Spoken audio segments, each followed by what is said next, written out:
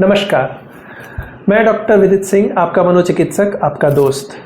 मैंने अपने बेंगलोर की ट्रिप के दौरान, निमहांस में हुए कॉन्फ्रेंस के दौरान कई सारी चीज़ें सीखी और अपने दोस्त डॉक्टर शिवम गक्खर से आपकी मुलाकात भी करवाई। उसी मुलाकात में हमने कुछ और बातचीत भी की थी मानसिक स्वास्थ्य के बारे में, नशा मुक्ति के बारे में। तो मैं आपसे कुछ और चीज़ें शेयर करना चाहूँगा। तो चलिए।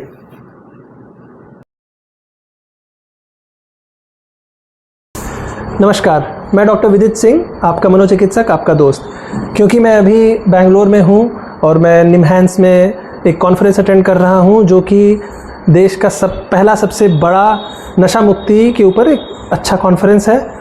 तो क्योंकि मैं डॉक्टर शिवम गक्खर जो DMD एडिक्शन कर रहे हैं यहाँ से, उनके साथ हूँ, तो मैंने सोचा कि जितना ज़्यादा ज्ञान हम लोग पा सके नशा मुक्ति के बारे में, हमें वो करना चाहिए। ज्ञान का शायद आदान प्रदान वो ज़्यादा। तो आप बताइए कि जब हम ये कहते हैं कि किसी का जेनेटिक वल्नरेबिलिटी है, आनुवांशिक है एक तरह से, तो इससे एक असहायता सी आ सकती है कि अब जब मेरा जेनेटिक है कि मुझे नशे की लत में पड़ना ही है, तो फिर मैं कैसे खुद को बचाऊं। तो क्या ऐसा हो सकता है कि इसको लोग एक मतलब एक्सक्यूज, एक बहाने की तरह ले लें?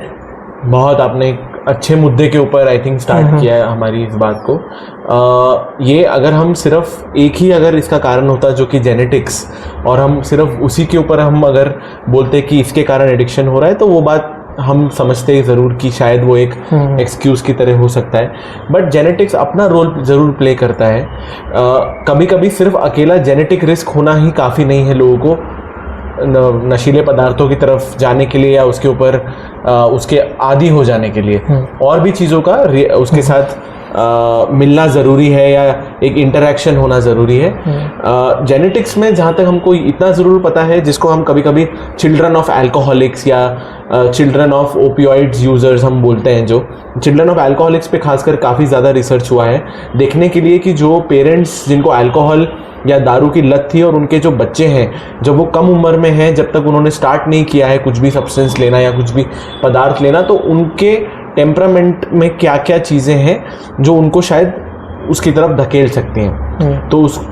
तो खासकर जब हम इन चीज़ों के बारे में बात करते हैं, तो जेनेटिक्स को हम इस तरह से ज़रूर समझ सकते हैं कि प्रिवेंटिव एस्पेक्ट, मतलब रोकथाम के लिए हुआ है, उससे पहले ही उसको बचाने के लिए हम एक अवेयरनेस के रूप में या एक एजुकेशन के रूप में डेफिनेटली इन परिवारों में या इन एरियाज़ में जहाँ पर बहुत ज़्यादा क्लस्टरिंग है इन केसेस की, या फिर किसी के घर में लगभग सभी लोग या ज़्यादातर लोग अल्कोहल का या किसी पदार्थ का सेवन करते हैं, तो उनकी आने वाली पीढ़ी को हम बचपन से ही अगर हम ये एजुकेशन, हालांकि ये बहुत फार फेच्ड एक चीज़ है करना, बट क्योंकि हमको मालूम है कि एक रिस्क रहेगा उनमें भी, क्योंकि उनके भी ब्रेन में कुछ ऐसी चीज़ें रहती हैं जिसके कारण वो पदार्थ की तरफ जाते हैं, और पदार्थ लेने के बाद पहली बार उनको एक अलग एक अनुभव महसूस होता है जो उनको वापस उन पदार्थ लेने की तरफ धकेल सकता है। तो अगर हम ये इस लेवल पर अगर हम काम करें एक प्रिवेंटिव एस्पेक्ट को लेके, और ये भी एक चीज़ है कि जेनेटिक्स अकेला भी कभी कभी काफ़ी नहीं है, उसके साथ काफ़ी चीज़ों का भी जुड़ना ज़रूरी है, पर हमें ये गाइड ज़रूर कर सकता है कि कौन ऐसे लोग हैं जो एट रिस्क हैं। तो एक तरह से हम preventive aspect as well as treatment aspect में भी हम उनकी मदद कर सकते हैं। बट जैसा कि आपने बोला, कभी कभी हम ये वाला सिर्फ एक एक्सप्लेनेशन जब पुट फॉरवर्ड करते हैं हमारे किसी पेशेंट को, तो डेफिनेटली ये ज़रूर एक तरह से असहायता नज़र आ सकती है, निराशा की, ठीक है, मतलब शायद मेरे अंदर ये जीन्स ही मेरे इस तरह से थे कि वो मेरे को हो गया। तो बट जब हम इसको पूरा एक तरीके से हम एक्सप्लेन करने की कोशिश करते हैं, तो इट डेफिनेटली मेक सेंस। मतलब जेनेटिक रिस्क है, बिल्कुल।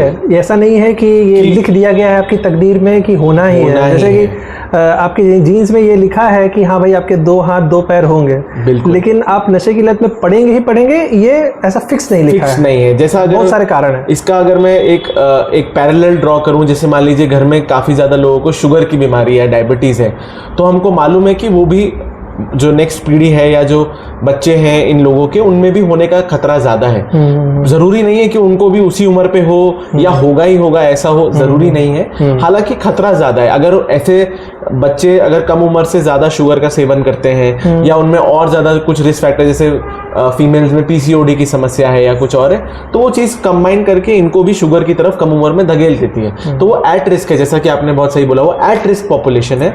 ऐसा होगा ही होगा, कभी कभी हम हाइंडसाइट में जाके उसको समझते हैं क्योंकि घर में किसी और कोई पी रहा था तो इनको भी रिस्क था, बट एक्चुअली में उन्होंने भी एक्चुअली एक बिहेवियर किया ना, तब जाके वो मतलब एडिक्शन की तरफ गए। वो उन्होंने भी एक बोतल खरीदना चालू किया या दोस्तों के साथ बैठना चालू किया, या एक उनके लाइफ में भी कुछ ऐसी परिस्थितियां आई कि उन्होंने इसका सहारा लिया उससे उबरने के लिए, या कुछ लोग सिर्फ एंजॉयमेंट के लिए उसकी तरफ चले गए, तो उनमें रिस्क ज़्यादा था, तो उनमें एक तरह से वो जल्दी प्रोग्रेस होने का रिस्क ज़रूर रहता है। ये तो हमने देखा है। और सिर्फ इसलिए क्योंकि किसी की फैमिली हिस्ट्री मिल रही है सब्सटेंस यूज़ की, मतलब उसके पिताजी पीते थे मान लीजिए, मतलब हमारे सामने जो आया है उसके पिताजी भी पीते थे, तो ये भी बोल सकते हैं कि पुअर स्ट्रेस टॉलरेंस का एक टेंडेंसी रहा हो। उनको भी जब दिक्कतें होती थी तो वो नशे का सहारा लेते थे। बिल्कुल, नशे के लिए पर से शायद जीन्स ना भी हो। बिल्कुल, ये भी हो सकता है। बिल्कुल, मतलब हर इंसान का शायद कारण जो है क्यों वो एक नशे की तरफ आकर्षित होते हैं और फिर यूज करने लगते हैं, वो अलग अलग भी हो सकता है। अगर मैं मोटा मोटे तौर पे अगर मैं आपको बताऊं कि अगर जैसे अल्कोहल ड्रिंकिंग की हम बात करते हैं, तो हम मोटे मोटे तौर पे बात करते हैं कि ये रिवॉर्ड ड्रिंकिंग है या रिलीफ ड्रिंकिंग है। रिवॉर्ड ड्रिंकिंग मतलब कि एक आनंद के लिए कोई उसको कंज्यूम कर रहा है शुरुआत में, और रिलीफ ड्रिंकिंग मतलब किसी चीज से उबरने के लिए या किसी चीज से क्या बोले, मतलब सहायता करने के लिए, खुद को उस चीज को अवॉइड करने के लिए, या एक टेम्पररी एक दिमाग को शांत करने के लिए ले रहा है। तो रिवॉर्ड ड्रिंकिंग और रिलीफ ड्रिंकिंग ब्रॉडली डिवाइड करते हैं ऐसे, हालांकि इतना सिंपलिस्टिक नहीं है ये, थोड़ा हम इसको बहुत सिंपल तरीके से बोल रहे हैं, बट ऐसे भी लोग होते हैं जिनमें ये दोनों चीजें हो जाती हैं आगे। मतलब it started as a reward but then they found relief, they were suffering from something, they found relief, तो फिर वो उस तरह से कंटिन्यू हो गया। और जो साइकिल ऑफ एडिक्शन है ना, वो भी इसी तरह से अगर हम पढ़ते भी हैं जब जैसे किताबों में, तो वो ऐसे ही आगे बढ़ती है। पहले क्या होता है, पहले हम रिवॉर्ड हमको बहुत अच्छा लगता है, दारू पीने के बाद या अल्कोहल पीने के बाद जो हम महसूस करते हैं, दोस्तों के साथ अच्छा समय बिताना, हंसी मजाक करना, 1-2 घंटे हमने अच्छे से बिता दिए, तो ब्रेन को वो एक तरह से, दिमाग को वो चीज अच्छी लगती है। तो अगली बार जब मैं सोचूंगा उसके बारे में तो मेरे को याद रहेगा कि लास्ट टाइम जब मैंने लिया था तो मैंने कितना अच्छा समय बिताया था, तो मैं फिर से उसकी तरफ जाऊंगा। तो मेरे को उससे एक पॉजिटिव, एक आकांक्षा, एक एक्सपेक्टेशन है, जिसको अपन पॉजिटिव रीइंफोर्समेंट बोलते हैं। आगे चल के साइकिल में क्या होता है कि पॉजिटिव रीइंफोर्समेंट से ज्यादा नेगेटिव रीइंफोर्समेंट आ जाता है। नेगेटिव रीइंफोर्समेंट का मायने ये है कि मैंने इतनी बार सेवन किया है किसी पदार्थ का, या इस केस में दारू का, कि मेरा शरीर अब अगर मैं नहीं उसका सेवन करूंगा तो शरीर मेरा मुझे मेरे को कुछ इंडिकेशन देगा या सिग्नल देगा कि आज क्यों नहीं कंज्यूम किया, जिसको हम विड्रॉल बोलते हैं आम भाषा में। कंपन होना या पसीने छूटना या नींद नहीं आ पाना, बहुत कॉमन समस्या जो अल्कोहल में हम देखते हैं। लोग जब छोड़ते हैं दारू 1-2 दिन, तो रात में नींद की समस्या वो जरूर बताते हैं कि बिना दारू के तो मैं सो ही नहीं सकता हूँ। तो फिर क्या, ये बॉडी का सिग्नल है कि अभी एक विड्रॉल में जा रहा है बॉडी, तो अब उस परेशानी को हटाने के लिए अब मुझे फिर से पीना पड़ेगा। तो पहले किसी अच्छी चीज को इंजॉय करने के लिए, आगे चल के खराब चीज से उबरने के लिए।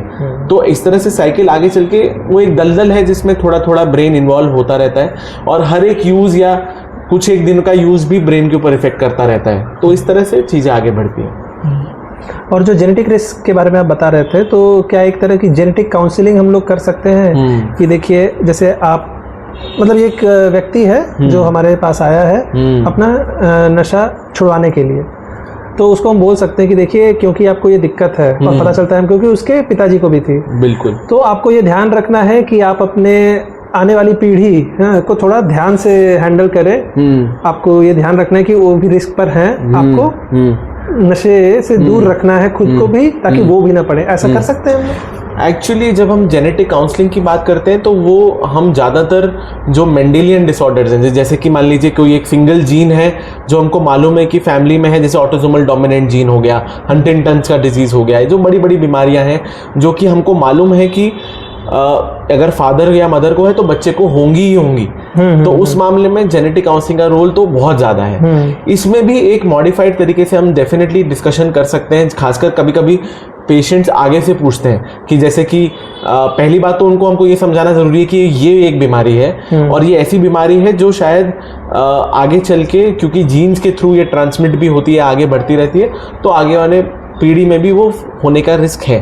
बट अगर हम उसको जेनेटिक काउंसलिंग के रूप में करें कि आपके बच्चे भी रिस्क के ऊपर है, तो कभी कभी उसका विपरीत प्रभाव भी हम देखते हैं। अच्छा। क्योंकि ये ऐसा, जैसा कि आपने पहले बोला कि एट रिस्क लोग हैं वो सिर्फ, मतलब वो एक चीज है जो एक 3-4 बड़ी बड़ी चीजों में एक चीज जेनेटिक्स है, जो शायद कुछ मात्रा में अलग अलग लोगों में अपना रंग दिखाएगी।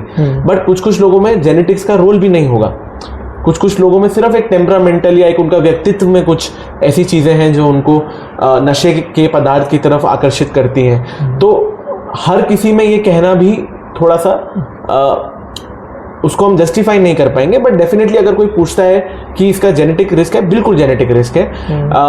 अल्टीमेटली हमको उनको एविडेंस दोनों चीज़ों के लिए देना है। बट जब हम बड़ी बड़ी बीमारियों की बात करते हैं जो होता ही होता है, उसमें हम ये भी बताते हैं कि होने का चांस है ही, तो फिर उनको और मदद मिलती है निर्णय लेने में कि क्या हम बच्चे के लिए जाएं या नहीं जाएं। इसमें वो स्टेज का क्योंकि इतना ज़्यादा रोल नहीं है, तो हम ये डिस्कशन करना ज़रूर लाजमी है। पर एक लेवल तक हम उनको समझा सकते हैं। उससे ज़्यादा इंपॉर्टेंट शायद ये हो सकता है कि जब बच्चे कम उम्र में जब बढ़ रहे हैं या उनकी उम्र बढ़ रही है, तो फिर कैसे हम उनके साथ रह सकते हैं, क्योंकि हमको मालूम है कि वो एट रिस्क है। तो शायद इस तरह से अगर हम अप्रोच करेंगे तो शायद ये एक सही तरीका हो सकता है। ठीक है। और आजकल हम लोग देख रहे हैं कि बच्चे काफ़ी छोटी उम्र में ही नशे की तरफ जा रहे हैं। तो उसमें जो संगति का हम जो रोल बोलते हैं, बिल्कुल, तो उसमें हम लोग क्या कर सकते हैं?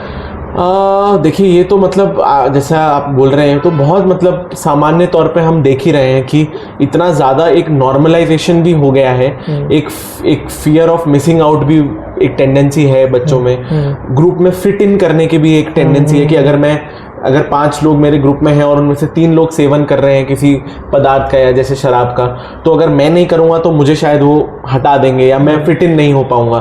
तो कभी कभी उस उम्र में खासकर, क्योंकि वो एक ऐसी एक अवस्था है जो किशोर अवस्था है, जहाँ पे काफ़ी हमारे हार्मोन्स में भी उतार चढ़ाव लगा रहता है। और ये भी है खासकर कि हम बहुत ज़्यादा सेंसिटिव भी कभी कभी रहते हैं इन चीज़ों को लेके कि मेरे दोस्त ने मुझे कैसे, मेरे को वो देखते हैं, मेरे को मेरा एक सर्कल कैसा है, क्या वो मुझे पसंद करते हैं, नापसंद करते हैं। तो ऐसे में काफ़ी तौर पर जो इनिशिएशन या जो एक शुरुआत होती है वो इसी सेटिंग में होती है। तो आई थिंक हमें ज़्यादा से ज़्यादा स्कूल्स के लेवल पर, कम उम्र के लेवल पर अगर हम जितना ज़्यादा हम अवेयरनेस फैला सकें, जितना ज़्यादा हम एजुकेशनल एक्टिविटीज़ कर सकें, टीचर्स को इन्वॉल्व कर सकें, क्योंकि कभी कभी सिर्फ अगर हम एक दिन जाएंगे साल में और साइकेट्रिस्ट का टैग लेके जाएंगे और ऐसी चीज़ करेंगे, तो वो कभी कभी थोड़ा एक ज्ञान देने वाली बात लगती है कभी कभी। बट क्योंकि टीचर्स और क्योंकि पेरेंट्स का उनके साथ एक सामंजस्य है स्टार्टिंग से, और टीचर्स भी कभी कभी इन चीज़ों को अगर अपनी पाठ्यक्रम में अगर वो इंक्लूड करें, तो आई थिंक उसका बहुत असर हो सकता है। साथ में एक दूसरा एंगल ये भी है कि हम, एक तो प्रिवेंटिव एस्पेक्ट भी है, दूसरा ये कि जो ऑलरेडी शुरुआत कर चुके हैं पर अभी उस स्टेज तक नहीं पहुंचे हैं कि उनको पूरे तरीके से लत लग चुकी है, वो भी एक बहुत बड़ा पॉपुलेशन है जो इस उम्र में हम देखते हैं, जो अभी सिगरेट्स उनका स्टार्ट हुआ है या कुछ गुटखा लेना स्टार्ट हुआ है या कभी कभी थोड़ा बहुत अल्कोहल यूज 12-13 साल की उम्र में चालू किए हैं। तो हमें उनको ये भी बताना जरूरी है कि जितना हो सकेगा हम इसको अगर डिले करेंगे इस यूज को, जैसा कि हम पहले भी बात किए, जितना हम डिले करेंगे उतना ज्यादा लत में जाने का चांस कम है।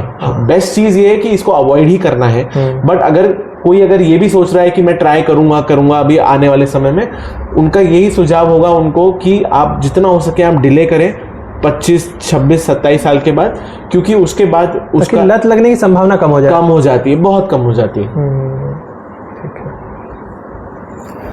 उम्मीद करता हूं आपको साइक कोलैब का ये एपिसोड पसंद आया होगा। आपको मानसिक स्वास्थ्य के बारे में कुछ नई चीज़ें पता चली होंगी। मेरी आपसे गुजारिश है कि चैनल को सब्सक्राइब करना ना भूलें और वीडियो को लाइक और शेयर भी करें, ताकि ये जानकारियाँ औरों तक भी पहुँचें आपके माध्यम से। धन्यवाद।